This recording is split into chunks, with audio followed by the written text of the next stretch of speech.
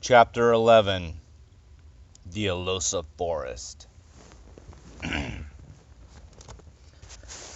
After 2 or 3 hours of hiking, they reached the fence on the border of the Elohssa property. It was more formidable than they'd seen or imagined. It was tall and thick. Not your regular chain link fence. It was like 2 extra chain link fences woven together with big sturdy bases. It had barbed wire along the top, the circular, fancy, super sharp kind. There were warning signs every few feet. Electrified? Tony questioned the signs. He had good eyesight.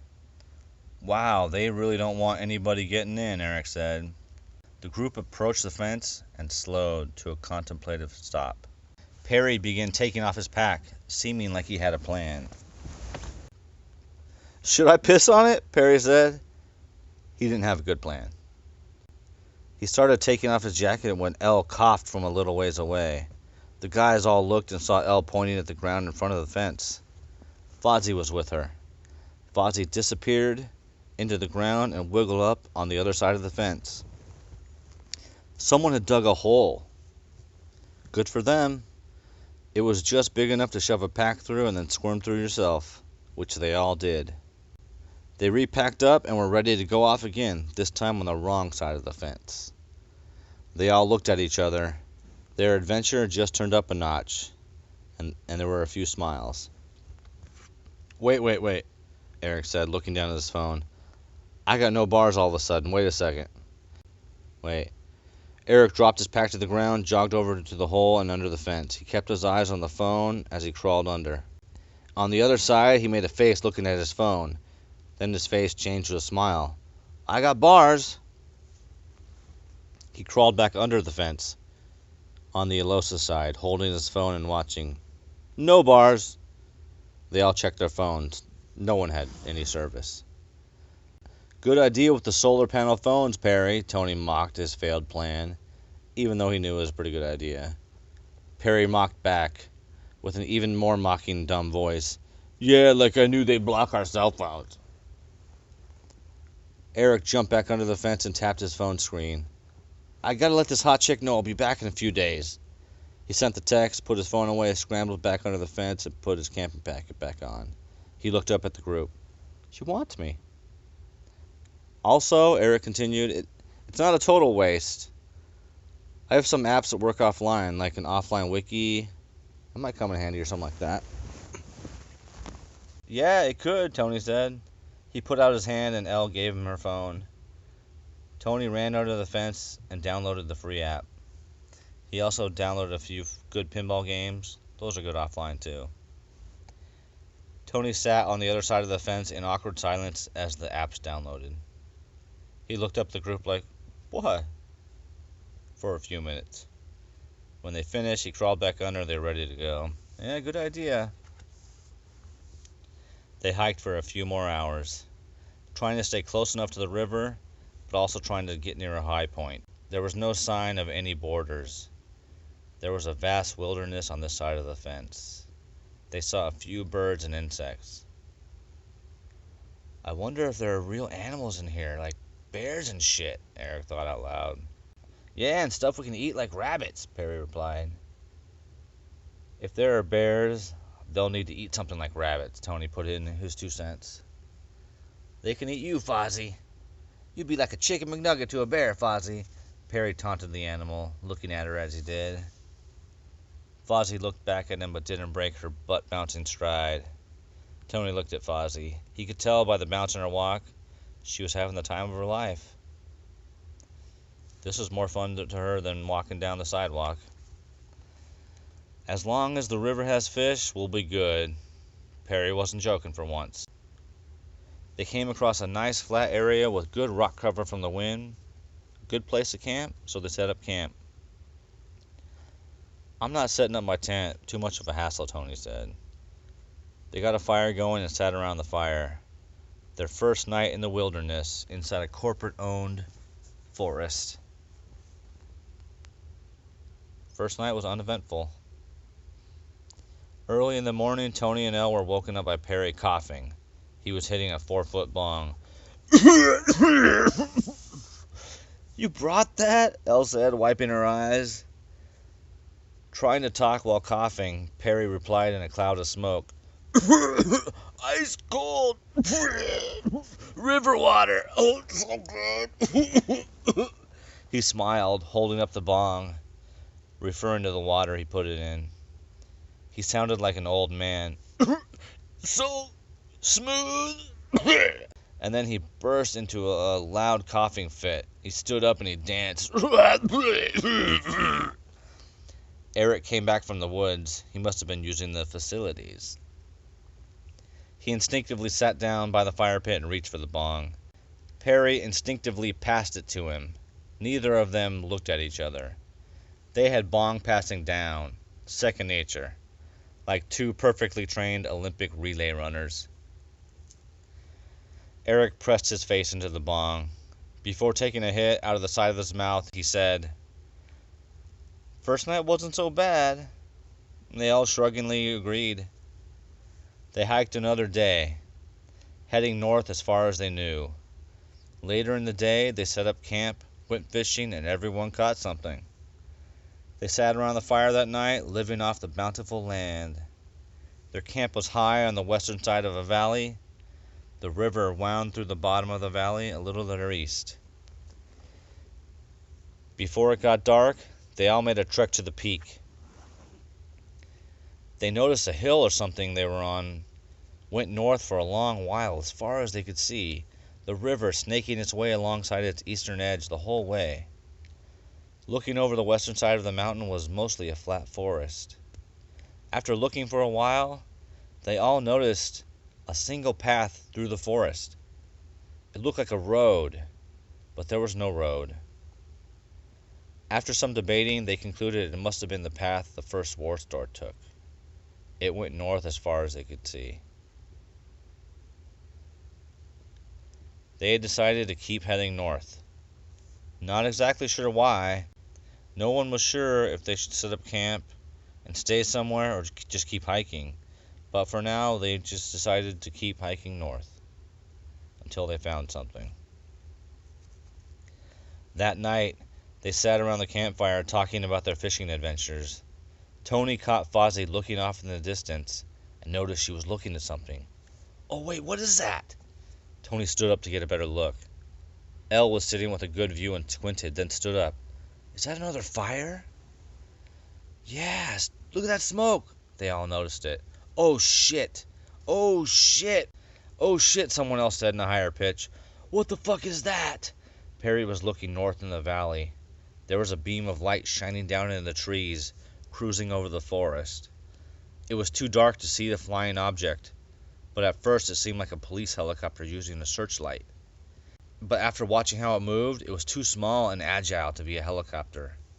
"A drone," Tony realized. "Searching the forest," Perry continued. "It's heading right towards that other fire," Eric noticed. Elle quickly began smartly kicking dirt over their fire, extinguishing it. "Oh shit, good idea." Perry started getting his pack ready, even though they were probably a few miles away. The others watched the searchlight. It zigzagged a bit, but it was on a collision course with the campfire on the other side of the valley. Perry sang and finished with a flourish. "Someone's in trouble." The light swung by the edge of the campfire, and then the drone quickly stopped moving and focused the searchlight on the camp. A small red light turned on and began to circle the drone, like a red-only silent police siren. The group was too far away to hear or see details of what happened, but suddenly the campfire seemed to ignite, catching the surrounding trees on fire. For a second, the shape of a person stood out, because it was on fire. The flaming person ran under some trees and disappeared. Another flaming silhouette ran into view. It tumbled over and fell motionless in the dirt. The drone sat motionless, hovering over the campfire. A few moments later, two more searchlights slid over the horizon of the tree line. They were heading straight for the campfire, which was now a mini forest fire. "Oh shit, back up," Eric noted. The first drone hovered silently, its red siren spinning slowly. Just as the other two neared it, the siren turned off. For a second, they all hovered near each other, no doubt exchanging information silently, a forest fire growing beneath them. "That fire's getting out of control," Tony thought out loud. "I wonder if we need to get out of here." The drones all turned off their searchlights. A few seconds later, they spread out and began shooting a white spray over the fire area. "Holy shit! They're putting out the fire!" They sprayed a bit here and there, and before long, the fire was no more. The two backup drones kept their lights off, turned back, and silently glided north. The first drone turned on its searchlight and resumed searching the forest. "Oh shit, that's not good," Tony stated obviously. "Not good at all," Perry agreed. "It might not be good for our health to be on this side of the fence," Eric said. They were all staring at the searchlight. It was combing the forest, searching every part methodically. It turned towards them. "Oh shit, it's coming this way," Elle projected. It kind of adjusted its trajectory and did seem to be heading straight towards them. They all looked intently. "Oh shit, it is." Everyone started helping cover all traces of the fire in the camp. Eric was quickly in a bush with his pack. Perry bounded into a short but very bushy tree. Elle pointed towards a rock grouping up the hill a few meters.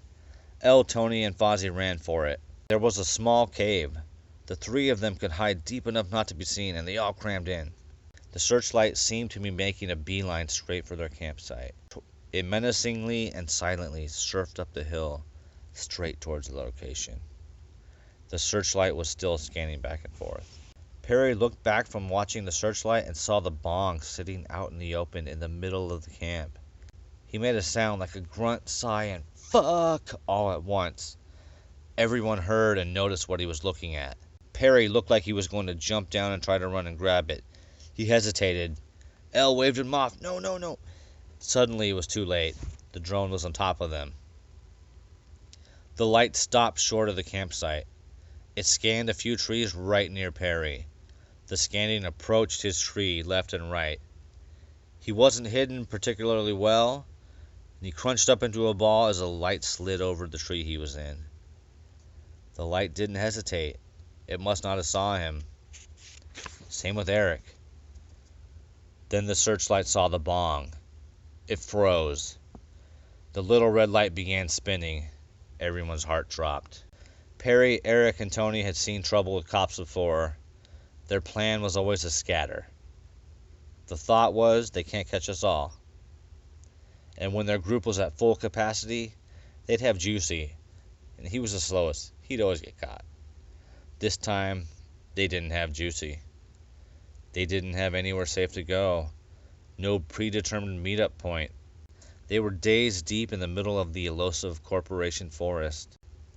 Tony thought, "Fuck, we didn't plan this good enough. We're fucked."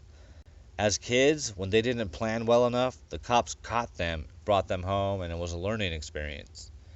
This time, it looked like they were going to be burned alive. Not a good learning experience. Tony was holding Fozzie's collar. He handed it to Elle. He scooted over and gave Elle a look. The look said, "If this goes bad, you stay here and I'll take off to distract them." He crouched down like he was ready to take off running. Elle looked back at him. Her look said, "No." The two backup drones appeared and began scanning the area. It looked like they were fucked. The searchlight went over the rock formation Elle and Tony were hiding in. It stopped. Tony and Elle held their breath. Fozzie didn't hold her breath. It scanned back and forth over them a few times. The three drones met up over the campsite, hovering in a little huddle, 20 or 30 feet above it. Without warning, a muffled zipping sound and the ground around the bong exploded. Dirt kicked up and created a cloud of smoke. A few pieces of glass dinged off the rocks. Perry grimaced at the pain of his now only bong being destroyed. Goodbye, old friend. Thanks for all the fish, he thought. The two backup drones silently left again. The search drone's red light turned off and stopped spinning. It took off, searchlight waving back and forth in front of it as it left. Tony popped his head out and watched it leave. Once it was far enough away, Eric began appearing from the bush. Perry fell out of the tree with a thud. He bounced up, arms flailing, and ran to where the bong was. Oh, man! It was destroyed. Oh, fuck, that was too close, Tony thought out loud.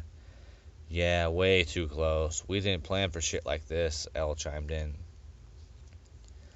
Eric was pacing back and forth, thinking deeply. Oh, man, we gotta bail, man. Fuck this place. We didn't almost get arrested. We almost got burned alive. Flying, murderous drone motherfucking firefighters. War stores, not a sign of life around us. And now our bong is gone? Oh, that's just too much. Perry couldn't resist. In a panicked but joking voice, he did his best Bill Paxton impression. That's it, man. Game over, man. Game over. The fuck we gonna do now? What the fuck we gonna do? Tony couldn't resist and continued his bark. Maybe we could build a fire, sing a couple of songs. Why don't we try that? Are you fucking serious? Eric wasn't laughing anymore. You guys can joke about that right now? I just saw my life flash before my eyes. No more fire tonight. The rest of the night, they talked by moonlight. In the morning, let's go see that other camp they hit, Elle said. Oh, good idea, Perry agreed. We need to be more careful, Tony said, the moonlight lighting his face in an eerie way. Like in D&D, we can't all just go to sleep with those things flying around. We need to set up a watch, he continued. We need to have a plan in case the shit hits the fan. Yeah, like how we'd all meet up behind treetop after a job, Eric remembered. I'd say we meet at the hole in the fence, but that's so far away now, Tony thought out loud. Well, what about here? Elle injected. Yeah, we've all been here. It's kind of near the top of this hill. You can see that little rock formation from all around, Perry agreed. Okay, agreed the chorus. Camp Rock, Elle named it and flashed the devil horns. Perry laughed, Camp Rock, and they all flashed devil horns.